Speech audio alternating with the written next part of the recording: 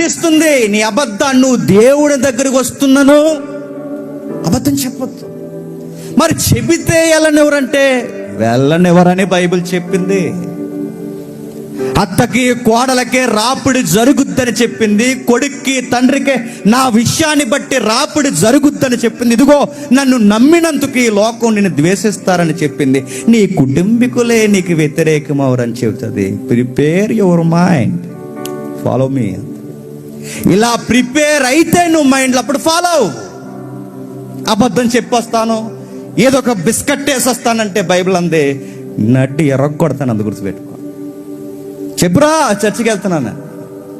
చనిపోయిన తర్వాత ఒక రోజు ఆ పరిశుద్ధ దూతల ఎదుట, ఆ పరిశుద్ధుల సన్నిధి ఎదుట, ఆ పరిశుద్ధ దేవుని ఎదుట మనం నిలబడితే ఆయన ఒక మాట అడుగుతాడు. మీరెవరో నాకు తెలియదు, ఏ ప్రభు అని అడిగితే, మీరు నలుగురిలో నన్ను ధైర్యంగా ఒప్పుకోలేనప్పుడు మీరెవరో కూడా ఈ దూతల ఎదుట, ఈ మనుషుల ఎదుట నేను ఒప్పుకోను.